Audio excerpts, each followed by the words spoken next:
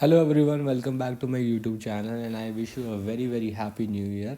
I hope आपके जितने भी टारगेट्स हैं वो इस साल डेफिनेटली पूरे हो जाए और उन्हीं टारगेट्स को ध्यान में रखते हुए आज का जो मैं टॉपिक लाया हूँ ना वो बहुत इंपॉर्टेंट टॉपिक है। इंडियन पीनल कोड का टॉपिक है हमारा डेफेमेशन का। और डेफेमेशन जो है वो 6 नंबर 10 नंबर 15 नंबर तक पेपर में आती है। इसको बहुत ज़्यादा डिटेल से समझेंगे। आइए शुरू करते हैं। ठीक है, तो ये जो इंट्रोडक्शन है ना ये अगर आपको यूज़ करना तो आप कर लो, वरना 6 नंबर के क्वेश्चन में जहाँ तक लगता है मुझे नहीं करना चाहिए, बट फिर भी अगर आपको बड़ा क्वेश्चन आता है आपके स्टेट में तो आप उसको यूज़ कर सकते हो। देखो क्या लिखा हुआ, next to life man cares most for his reputation. Sometimes we find an individual giving it the foremost place. Army के लिए अपनी ज़िंदगी के बाद जो है ना उसकी जो इम्पोर्टेंट चीज़ रह जाती है वो ये है कि उसकी इज्जत कमाने के लिए वो कुछ भी कर सकता है, अपनी जान तक दे सकता है। ठीक है, वो नहीं चाहता कि सारी ज़िंदगी उसकी बस ज़िल्लत में बीते, है ना, डिसग्रेस में बीते, इग्नोमिनी में बीते। तो रेपुटेशन बहुत इंपॉर्टेंट रोल प्ले करती है। आपने रानी पद्मावती के बारे में सुना होगा, उन्होंने तो अपनी रेपुटेशन के लिए जौहर में अपने आप को बलिदान दे दिया, अपना सेक्रीफाइस कर दिया, है ना। तो इंडियन पीनल कोड ने आपकी रेपुटेशन को ध्यान में रखते हुए कुछ ऑफेंसेस बनाए थे। जैसे एग्जांपल अगर हम बात करें सेक्शन 124A के बारे में, तो वो है हमारा डेफेमेशन अगेंस्ट स्टेट, कि अगर आप स्टेट की बुराई करोगे तो भैया ये उसका ऑफेंस है।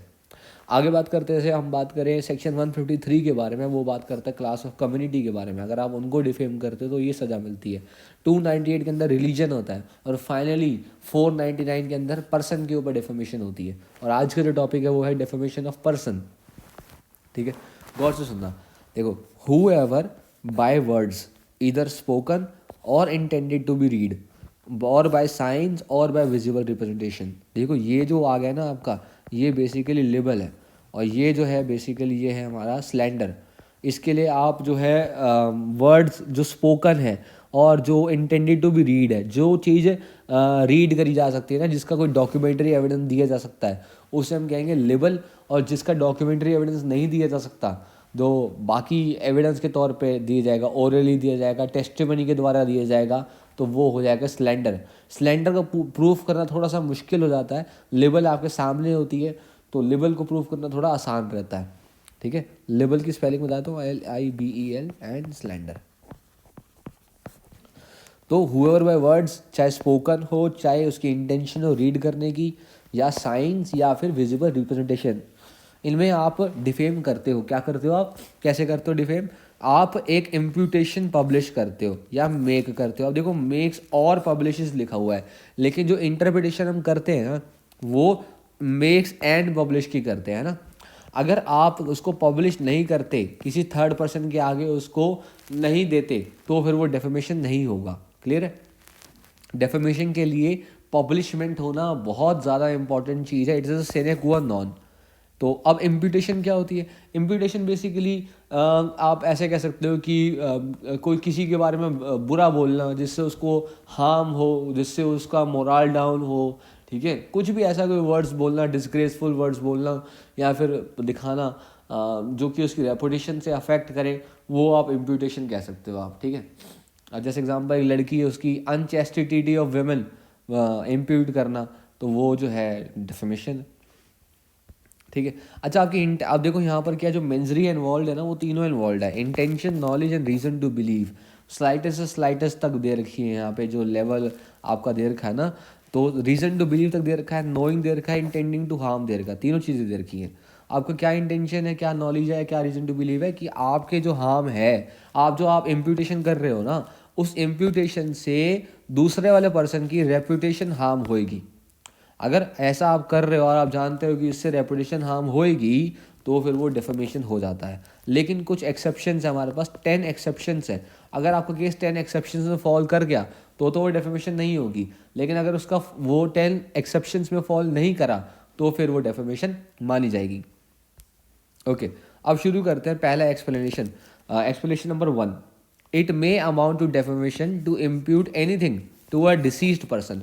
तो क्वेश्चन आया कि क्या डिसीज्ड पर्सन की रेपुटेशन को हम हार्म कर सकते हैं, क्या हम डेफेमेशन के लिए लायबल होंगे?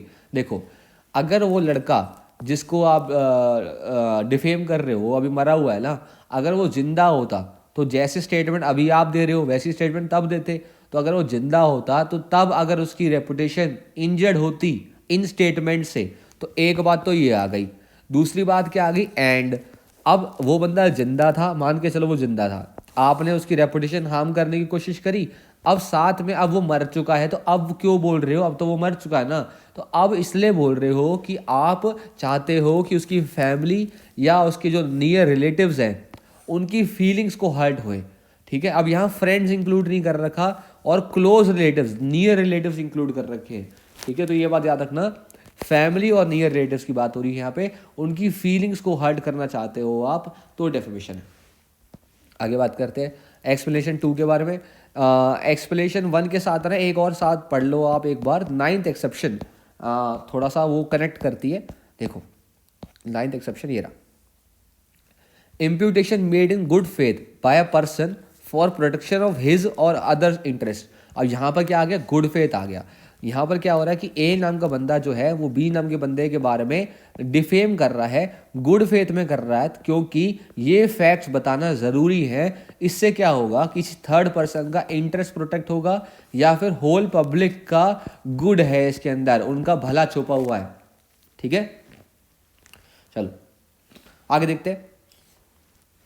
It is not defamation to make an imputation on the character of another, provided that the imputation was made in good faith and it is made for the protection of interest of the persons making it or any other person or for the public good। अच्छा, यहाँ पर जो बंदा दे रहा है imputation, उसके interest के लिए भी अगर उसको प्रोटेक्ट कर रही है तो वो दे सकता है। अगर ए जो है वो बी को डिफेम कर रहा है इसलिए क्योंकि ए का इंटरेस्ट इसके अंदर बच रहा है, सेव हो रहा है, प्रोटेक्ट हो रहा है, तो वो कर सकता है। लेकिन अगर सी का इंटरेस्ट सेव हो रहा है तो भी कर सकता है, होल पब्लिक का इंटरेस्ट सेव हो रहा है तो भी कर सकता है। Interest of person making it और ऑफ एनी अदर पर्सन और फॉर द पब्लिक गुड। और जैसे एग्जांपल, ए जो है वो एक शॉपकीपर है, वो बी को बोलता है कि भैया जेड से तुम कुछ ना खरीदना, कुछ ना बेचना, क्योंकि जब तक जेड तुमको पैसे ना दे दे तुम उसको ना बेचना, ये बंदा उधार के पैसे वापस नहीं देता। अब ए जो है वो बी का इंटरेस्ट बचाना चाहता है, इसीलिए जेड वो बोल रहा है, जेड के बारे में एक इम्प्यूटेशन दे रहा है, तो क्या ये डेफेमेशन होगी? नहीं, ये डेफेमेशन नहीं होगी। अब ए एक मैजिस्ट्रेट है, उन्होंने क्या करा, एक सुपीरियर ऑफिसर के बारे में रिपोर्ट दी, सुपीरियर ऑफिसर को रिपोर्ट दी जेड के बारे में, जेड के करेक्टर के बारे में इम्प्यूटेशन करा। अगर उस मैजिस्ट्रेट ने गुड फेथ में काम करा है, पब्लिक गुड के लिए काम करा है, तो वो एक्सेप्शन में फॉल कर रहा है, अदरवाइज वो एक्सेप्शन में फॉल नहीं कर रहा। ठीक है, चलो एक्सप्लेनेशन हमारी 1 क्लियर होती है, एक्सेप्शन हमारा 9th क्लियर होता है। अब बात करते हैं एक्सप्लेनेशन 2 के बारे में। देखो ये एक्सप्लेनेशन एकलौती एक्सप्लेनेशन थी जहाँ पे गुड फेथ के बारे में बात नहीं कर रखी है। अभी और भी देखेंगे जहाँ पर गुड फेथ के बारे में बात नहीं कर रखी है, 2 ऐसी जगह हैं बस। ठीक है, चलो देखो एक्सप्लेनेशन 2 कहता है इन्वेंडोज के बारे में, सॉरी इन्वेंडो यहाँ पे सॉरी। एक्सप्लेनेशन 2 कहता है कंपनी के बारे में, एसोसिएशन के बारे में, कलेक्शन ऑफ पर्सनस के बारे में। देखो यहाँ पर क्या है कि अगर ए नाम का बंदा बी नाम के बंदे को, अब बी नाम का जो पर्सन है वो क्या है, वो एक कंपनी है, वो एक एसोसिएशन है, या वो एक बॉडी ऑफ पर्सनस है, अगर इनको डेफेमेशन करना चाहता है तो वो कर सकता है। लेकिन शर्त पता है क्या है, कि ये जो कंपनी, ये जो बॉडी ऑफ पर्सन, ये जो एसोसिएशन की वो बात कर रहा है ना, वो इन जनरल ना हो, स्पेसिफिकली कंपनी के बारे में बात कर रखो। ऐसे ना हो कि जैसे सारे मार्केटिंग वाले फ्रॉड होते हैं, ये सारे नेटवर्किंग वाले जो है ना, ये फ्रॉडस्टर्स हैं, ये जितनी पुलिस दिख रही है ना ये सब चोर है, जितने भी वकील लोग दिख रहे हैं ना सब घूसखोर हैं। ऐसे नहीं, स्पेसिफिकली आप बात कर रहे हो कि ये कंपनी है, XYZ नाम की कोई कंपनी है, XYZ नाम की कोई एसोसिएशन है, या फिर ये कलेक्शन ऑफ पर्सन है, ये 4 पुलिस वाले हैं, 3 वकील हैं। ठीक है, उनके बारे में अगर आप इम्प्यूटेशन करोगे तब जाके डेफेमेशन होगा, अदरवाइज वो डेफेमेशन नहीं माना जाएगा। क्लियर है? अच्छा, अब आता है थर्ड पॉइंट हमारा, अगर आप इन्वेंडोज देते हो, किसी को सार्केस्टिकली करते हो, इसके लिए इलस्ट्रेशन आती है। ए बोलता है जेड को, ए बोलता है अरे जेड देखो, जेड तो बड़ा ईमानदार है, वो तो कभी घड़ी चुरा ही नहीं सकता। अगर बी बोल रहा भैया मेरी घड़ी खो गई है यार, कहाँ गई है, तो वो जेड को देख के बोलता है जेड तो है बहुत ईमानदार है यार, जेड कहाँ चुरा सकता घड़ी वाला। तो यहाँ पर आप सार्केस्टिक वे में बोल रहे हो कि जेड ने ही घड़ी चुराई है, एक बार देख लो इसको जाग के। तो ये जो सार्केस्टिकली आपने बोला है ना, आपने जो आयरॉनिकली आपने कोई स्टेटमेंट डाली है ना, आपकी इंटेंशन क्या है, डिफेम करने की इंटेंशन दिख रही है यहाँ से, तो फिर वो लायबल हो जाएगा। ठीक है, अच्छा आगे बात करते हैं। देखो हाँ, एक्सप्लेनेशन 2 क्लियर हो गया, एक्सप्लेनेशन 3 क्लियर हो गई, एक्सप्लेनेशन 1 क्लियर हो गई। अब आता है एक्सप्लेनेशन नंबर 4, बहुत इंपॉर्टेंट एक्सप्लेनेशन है ये। इसके अंदर क्या होता है कि जब तक आपकी जो इंटेंशन जो हार्म करने वाली है ना, वो अगर इन एक्ट में फॉल नहीं करती 1 2 3 4, तब तक वो डेफेमेशन नहीं माना जाता।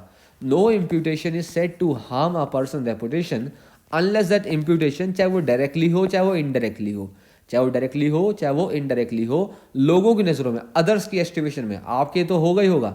ए ने अगर बी को डिफेम करा है तो सी डी ई सबकी एस्टिमेशन में बी का जो है ये 4 पॉइंट में एक्ट फॉल कर रहा है, बी को इन 4 पॉइंट में अगर कुछ फॉल होता है तब डेफेमेशन होगा, अदरवाइज नहीं होगा। अगर बी का मोराल डाउन हो रहा है, मोराल जो है वो लोअर हो रहा है, या फिर उसका इंटेलेक्चुअल कैरेक्टर जो है वो लोअर हो रहा है बाकियों की नज़रों में, तो ये पहले प्रूव करना पड़ेगा बी को कि मेरे साथ ऐसा हुआ। या फिर उसका जो बिरादरी में या फिर जाति में उसका नाम जो उसका कैरेक्टर जो है वो लोअर हो रहा है, या फिर उसको जो है उसका क्रेडिट है जिसके ऊपर भरोसे पे उसका विश्वास करते थे, इसकी जो इमेज थी वो लोअर हो चुकी है, या फिर उसको माना गया है कि ये बंदा लोथसम स्टेट में रहता है, गलीज बनकर रहता है, नहाता नहीं है, बदबू आती इसके शरीर से, ऐसा कुछ है, या डिसग्रेसफुल बंदा है ये, इसके साथ मत बैठो, तो ये बंदा ऐसा ही है, ठीक है, ऐसा उसको मानने लग गया है ना, ऐसी कोई स्टेट में आ गया है। अगर इन चारों में किसी में भी फॉल होगा तभी डेफेमेशन होगी, अदरवाइज डेफेमेशन नहीं मानी जाएगी।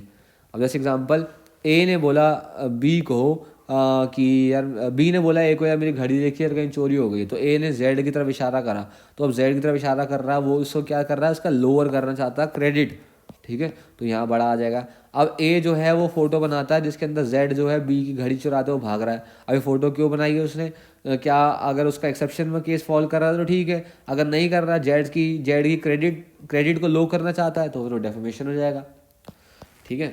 अब जैसे मी टू मूवमेंट आया था एक, आपको याद होगा, केस था एक बड़ा इंपॉर्टेंट, MJ अकबर का केस था, MJ अकबर, ये केस था, बड़ा लैंडमार्क है, ये भी डेफेमेशन के ऊपर है, याद रखने वाली बात को। ओके, आगे सुनो। तो अब बात करते हैं फर्स्ट एक्सेप्शन के बारे में। अब हम पढ़ने वाले हैं 10 एक्सेप्शंस इसकी जो भी हैं, ठीक है। देखो, फर्स्ट एक्सेप्शन जो हमारी कहती है वो कहती है कि अगर आप जो है सच बोलते हो, आपका अगर आप कोई फैक्ट बोल रहे हो, ए जो है अगर बी के बारे में सच बोल रहा है तो वो जो है डेफेमेशन नहीं होता। लेकिन अगर मान लो जैसे पति पत्नी के बारे में बोलते हैं, पत्नी पति के बारे में बोलती है, ढिंडोरा पीटती है, तो क्या उससे बदनामी नहीं होती पति की, तो क्या वो डेफेमेशन नहीं आएगा? डेफेमेशन में तो आना चाहिए। क्यों नहीं आना चाहिए भैया? इसीलिए आना चाहिए क्योंकि यहाँ पर जो पति पत्नी वाला केस था ना, वो पब्लिक गुड के लिए नहीं है। अगर ए नाम का बंदा बी नाम के बंदे के बारे में फैक्ट्स डिस्क्लोज कर रहा है, फैक्ट्स पब्लिश कर रहा है, तो वो ट्रू तो कर रहा है, लेकिन वो पब्लिक गुड के लिए होने चाहिए। अगर वो पब्लिक गुड के लिए नहीं है ना, तो फिर कोई फ़ायदा नहीं है। अब ये पब्लिक गुड के लिए है या नहीं है, ये तो भैया क्वेश्चन ऑफ फैक्ट है हमारा, ठीक है। क्लियर हो गया? ओके, अब बात करते हैं सेकंड एक्सेप्शन के बारे में, पब्लिक कंडक्ट और पब्लिक सर्वेंट्स। अगर पब्लिक सर्वेंट अपना पब्लिक कंडक्ट दिखा रहे हैं, पब्लिक कंडक्ट कब दिखाएंगे? जब वो ऑफिशियली ड्यूटी अपनी निभा रहे हैं, अपना ऑफिशियली ड्यूटी को डिस्चार्ज कर रहे हैं, तभी वो दिखाएंगे ना अपना।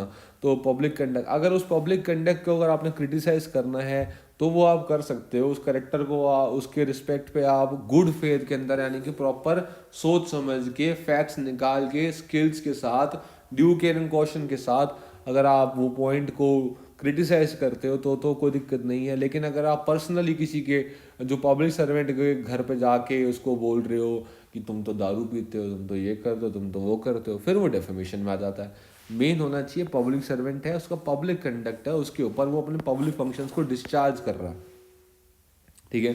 थर्ड एक्सेप्शन देखते हैं।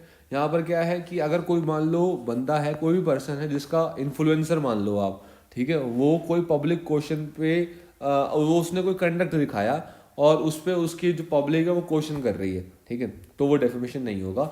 It is not defamation to express in good faith any opinion whatever respecting the conduct of any person touching any public question. तो अगर एक बंदे ने कोई कंडक्ट करा जिसका जो कंडक्ट है, जो उसका रिलेशन है, वो कोई पब्लिक क्वेश्चन से रिलेट करता है, तो उसके करेक्टर को लेकर आप क्रिटिसाइज कर सकते हो, उसके कंडक्ट को लेकर क्रिटिसाइज कर सकते हो, लेकिन उसके पर्सनली नहीं जा सकते आप, उस कंडक्ट से अलग नहीं जा सकते आप, ठीक है। ओके, चलो इलस्ट्रेशन देख लेते हैं। जेड नाम का एक बंदा है, वो गौ मतलब पॉलिटिशियन लगा लो क्या लगा लो, गवर्नमेंट में पेटिशन करता है पब्लिक क्वेश्चन के ऊपर, और वो पब्लिक क्वेश्चन के ऊपर मीटिंग करता है, प्रिजाइड करता है, अटेंड करता है मीटिंग्स को, फॉर्म करता है, ज्वाइन करता है सोसाइटीज़, इनवाइट करता है पब्लिक सपोर्ट को, वोट करता है, कैनवास करता है एक पर्टिकुलर कैंडिडेट को। तो अगर आप उसको उसके कंडक्ट पे क्रिटिसाइज करना चाहते हो तो वो कर सकते हो, अदरवाइज नहीं कर सकते, क्योंकि वो फिर डेफोमेशन नहीं माना, मतलब डेफोमेशन माना जाएगा, इस केस में डेफोमेशन नहीं माना जाएगा। ठीक है। फोर्थ एक्सेप्शन देखते हैं कि अगर आप कोर्ट की प्रोसीडिंग्स की रिपोर्ट्स को पब्लिश करते हो, देखो आप कोर्ट्स की जो रिपोर्ट्स होती हैं उनको पब्लिश कर सकते हो, मनुपात्रा, लाइव लॉ, लेक्सिस, नेक्सस, ये सारी ऐसी तो हैं वो पब्लिकेशन करती हैं। लेकिन अगर सेंसेशनली पब्लिकेशन करते हो, मसाला लगा के, गॉसिप करके, ये वगैरह करके, तो यहाँ पर आप कोर्ट ऑफ जस्टिस का अपमान करना चाह रहे हो, तो फिर वो गलत हो जाता है। ठीक है। तो आप करो, कोई प्रॉब्लम नहीं है, लेकिन आप बड़ा सोच समझ के करो। आप कोर्ट ऑफ जस्टिस का मतलब क्या होगा? देखो कोर्ट वैसे तो मतलब ट्रायल स्टेज होनी चाहिए, लेकिन यहाँ पर जो स्टेज की बात करके थोड़ा ब्रॉड कर रखा है इस प्रिंसिपल को। यहाँ पे प्रिलिमिनरी स्टेज भी जो होती है ट्रायल से पहले की, वो भी कवर कर रखी है इन्होंने। अच्छा, अब आता है फिफ्थ एक्सेप्शन आती है एक बार। फिफ्थ एक्सेप्शन क्या कहती है कि अगर मान लो कोर्ट का केस चल रहा है, उसमें पार्टीज आई हुई हैं, अब जैसे एग्जांपल विक्टिम है, रेप विक्टिम है, मीडिया वालों को साफ मना करा गया कि तुमने रेप विक्टिम की आइडेंटिटी डिस्क्लोज नहीं करनी है, लेकिन अगर तुम करते हो तो 228A तो लगेगा आपके ऊपर, और साथ में फिर डिफेमेशन भी हो जाएगी। तो कोई भी अगर कोई बंदा है, तो यहाँ देखो क्या लिखा हुआ है, it is not defamation to express in good faith any opinion whatever respecting the merits of any case. तो अगर कोई सिविल हो, क्रिमिनल हो, उसकी मेरिट्स के केस के ऊपर आपने अपना ओपिनियन देना है, आप दे सकते हो। लेकिन किसी विटनेस, किसी एजेंट, कोई किसी के कंडक्ट के रिस्पेक्ट में देना है तो वो भी कर सकते हो। लेकिन अगर उस कंडक्ट के अलावा कहीं और जाते हो और बिना गुड फेथ करे, मतलब बिना ड्यू केयर एंड अटेंशन दिए अगर आप करते हो ये काम, तो फिर वो डेफेमेशन माना जाएगा। इलस्ट्रेशन देख लेते हैं। ए कहता है कि भैया जेड जो है ना, जेड ने जो एविडेंस दिए हैं वो इतने कॉन्ट्रडिक्टरी हैं कि या तो जेड स्टूपिड है या जेड जो है डिसऑनेस्ट है। तो बताओ, अब उसने एविडेंस के बेसिस पे बताया ना कि कॉन्ट्रडिक्टरी है कि नहीं है, तो इसीलिए वो लायबल नहीं होगा। ठीक है। लेकिन अगर ए कहता है कि यार जेड तो है ही बंदा नीच, डिसऑनेस्ट बंदा, उसने तो सारे झूठ ही बोला होगा, मुझे तो पहले ही पता है, वो बंदा ही ऐसा है, तो यहाँ पर क्या कर रहे हो आप? यहाँ पे आप डिफेम कर रहे हो। ठीक है। अब सिक्स एक्सेप्शन देखते हैं कि अगर आप मान लो पब्लिक में परफॉर्मेंस दे रहे हो, अब पब्लिक में परफॉर्मेंस जो है आप एक्सप्रेसली भी दे सकते हो, आप इम्प्लाइडली भी दे सकते हो। ठीक है। अगर आप पब्लिक में परफॉर्मेंस देते हो, किसी भी चीज़ की कोई परफॉर्मेंस देते हो, तो जो आपका परफॉर्मेंस है ना, आप ये उम्मीद करो कि आप लोगों से अपना ओपिनियन मांग रहे हो, चाहे आपने डायरेक्टली मांगा हो या नहीं मांगा हो, आप जजमेंट मांग रहे हो कि लोग आपको रिव्यू करें। ठीक है। तो वो अगर लोग आपकी परफॉर्मेंस को लेकर, आपके कंडक्ट को लेकर, जो आपने पब्लिक में परफॉर्म करा है ना, उस कैरेक्टर पे अगर कोई क्वेश्चनिंग करते हैं, तो वो डेफेमेशन नहीं माना जाता। ठीक है। It is not defamation expressing in good faith, लेकिन गुड फेथ में होनी चाहिए any opinion respecting the merits of the performance. ठीक है, याद रखना। अब जैसे ए ने बुक पब्लिश करी, भाई लोग तो वो रिव्यू करेंगे ही।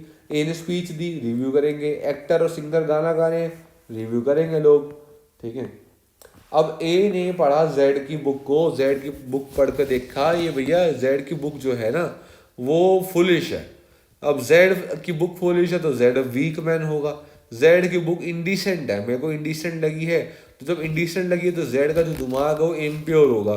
तो यहाँ पर उसने ए ने कुछ नहीं करा, वो तो बस अपना व्यू बता रहा है, क्योंकि उसने पब्लिक में जो जेड ने author as a being author book publish करी, तो उसका रिव्यू मिल रहा है उसको।